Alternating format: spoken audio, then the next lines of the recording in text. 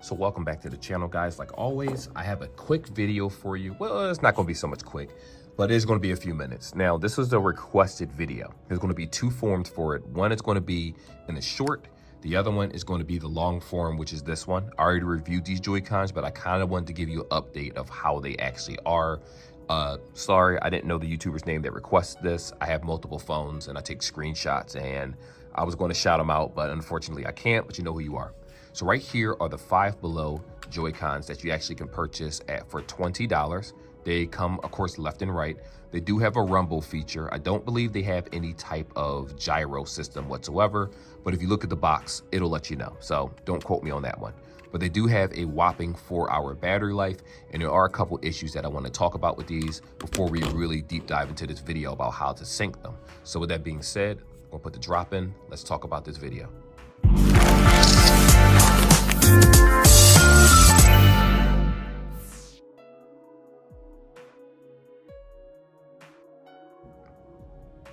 So first things first, right here, I noticed an issue with the particular pair that I bought, which I did buy another pair.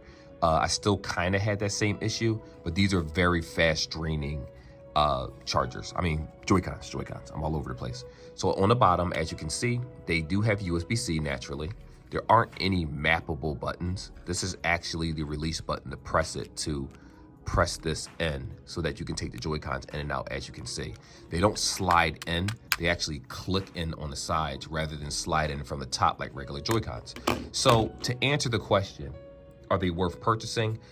Normally I would say yes, but because there's so many different brands, like for instance, this is a off-brand controller that you see right here. Don't mind the dirt on it. It's been dusty for a very long time. I use it from time to time, or I let my godchildren use it, right? And of course they come off. These are about $20-something off of Amazon to get it. I think they have like an 8 to 12 hour battery life per charge. So they last for a very long time and they work very, very well. Compared to this, which is $20 at Five Below, these can't even be charged when you plug them up to the system. You have to charge them from the bottom, which is a real pain. And I think it's a terrible design when it comes to that. It is what it is. When it comes to how good they respond, moving left and right, back and forth, I'm actually going to show you that in real time, how it responds. So first things first, let's cut away and I'm going to go ahead and show you guys how to sync these bad boys. So step one, I'm going to go ahead and hit the home button and take this to the Joy-Con controller settings, where we do go to change grip order when we actually try to sync it. If I'm wrong, I'll do it properly in real time so you can see it. I always believe a real demonstration is good because we all fumble over things. So here we are. So right here, I'm going to go ahead and hold. This is the camera button, as you can see.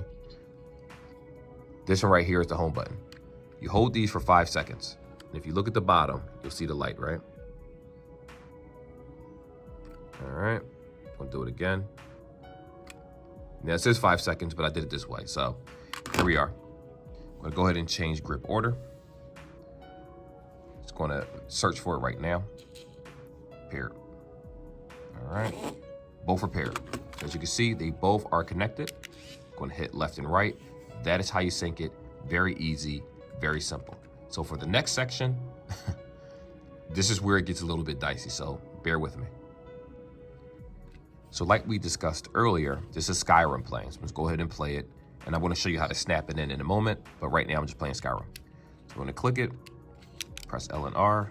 Look at it. Look, it actually just disconnected. And that's one of the problems that I have with these, is that they don't have a stable connection. So I'm going to go ahead and press this again.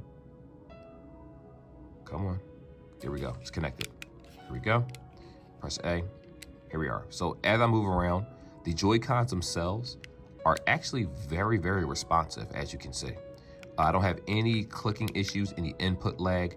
I'm not a huge fan of the top buttons, the texturized top button, how it feels this way. But what I will say is that, you know, you can definitely tell the difference between the triggers and the L and R, or this LR. I forget what it's called. One is L, ZR, ZL, and then the other one's just L and R. So again, as you use these, they actually feel perfectly fine. I don't have an issue with them. Like I said, the only reason I don't think they're ideal in different situations is because if you're using this as an everyday driver, you're only getting 4 hours of battery life out of it. Now, if you plug it up to a charger or something and try to play it that way while it's charging, that's a different story. I personally haven't tried that myself, so I can't give you the advice and say that that's a good idea. But ultimately, like I said, 4 hours, most people, especially kids, play over 4 hours. But if you're one of those parents where you're like, listen, I want you to play for 4 hours, you're on a timer, and you throw these back on a charger, you're good to go. Do they replace regular Joy-Cons as a whole? Absolutely not. It's not possible for them to replace it because they don't have all the functionality. So if you're a Mario Party player or different things, in my experience, these just don't work the same way. But granted, the sturdy quality of them, the button quality that you see right here, again, I don't have an issue with it. It works really, really well, believe it or not. And as I use them, I like them. But then we have to talk about the battery drain issue. And what that is, if you will get a full 4 hours of battery life from these, the problem, and please pay attention to when I say this. I know people like skipping videos, but please pay attention when I say this. I experienced these dying on their own. Like I could just leave them in a drawer and a couple days later, or if not the same night or the next day, they're dead. And I'm like, why are they dying on their own if they aren't on? I had the same problem with a couple Soundcore Anchor headphones. Not many, maybe like 1 or 2 pairs, but it was particular models are like this. It's probably one of the reasons why they made it to Five Below. Remember, when you buy a product, you do not know how well it works. And I say that all the time because I do reviews on different docks, and now I feel differently about certain docks that are online. And in this scenario, I just want to click the buttons to show you that it actually works very well and very responsive. So it works very, very well. Like if you're a person where, you just need a temporary Joy-Con to use, these are ideal for that because they're at Five Below and you can get them same day. But like I said before, if you're looking for alternative pairs, there are many kinds that are $26, $30 that you find online. And like I said, look at these. You can find these online by looking at them. The issue with the one that's in front of your face is that occasionally certain games don't recognize these and they constantly disconnect and ask you to press L and R. And that's something that you might experience when using off-brand Joy-Cons. So if you have a Split Pad Pro, you're fine. If you're using regular Joy-Cons, you're fine. If you're using certain wireless controllers, you're perfectly fine. Sometimes some Joy-Cons, all of them aren't created equally, and this scenario is no different. So just please be aware of that. So I'm going to show you another part before we close out this video. So right here, I'm going to combine these to the side of the Joy-Cons. So let me just lock it because I don't want to accidentally touch anything because the Switch is a touchscreen after all. Now, normally with Joy-Cons, you slide them up top and they slide down. But remember, these have these pieces on the top and the bottom protruding. So you can't just slide it in. So what you actually have to do, and I'm going to do it incorrectly first, and I'm going to show you the correct way. It's a mistake that I made, I think on my first video, as a matter of fact, which again, I didn't plan this video, like meaning I didn't do like a test to verify how this works. I want to show you in real time how I struggle and how you're probably going to go through the same thing. So if you're trying to fit them in, normally you would think you would just, fit it right here and place it inside. But as you can see, even if you do that, you line it, it's not working. You're like, why is it not working? Is it defective? No, believe it or not, it's not. See, the button in the back right here is to disconnect the Joy-Con. So if you look at this piece, watch it move. See how it went in? This little piece here, that's what you have to do. So you have to hold this button and then place it in. See if I can get it.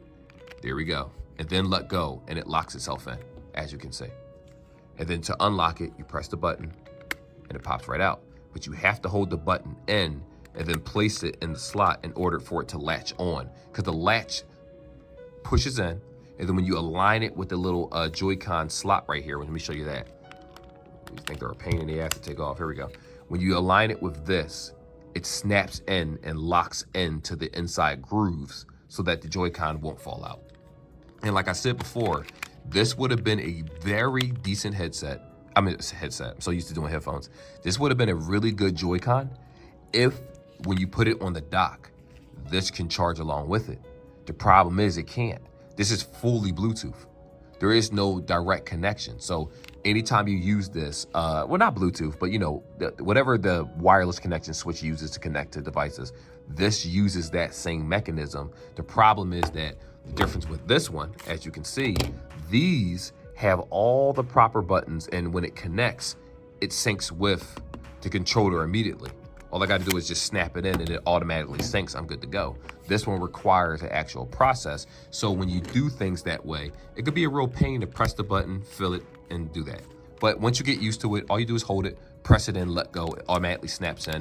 You're good to go. Joy-Cons look good. It feels good. Everything is good to go. Like I said, it's just a problem with the 4-hour battery life, which is just god awful. And I don't know why they would do that.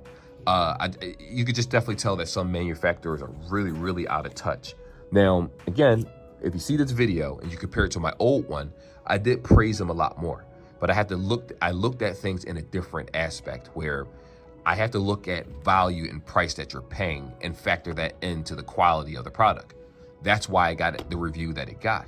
Now, right now, this is me probably a half a year later or however long, and I noticed that I don't touch these Joy-Cons at all, to be honest with you. I have so many other controllers, the Split Pad Pro, the Split Pad, another Split Pad that's like a, I forgot what it's called, but there's another Split Pad Pro. There are so many different types, compact Split Pad Pro or whatever it's called. And there's so many different controllers and options that you can use that you don't really need these at all. But like I said, for a Five Below goer, it's not horrible to use. It's just impractical for a person that uses their headset, plays their Switch for long periods of time.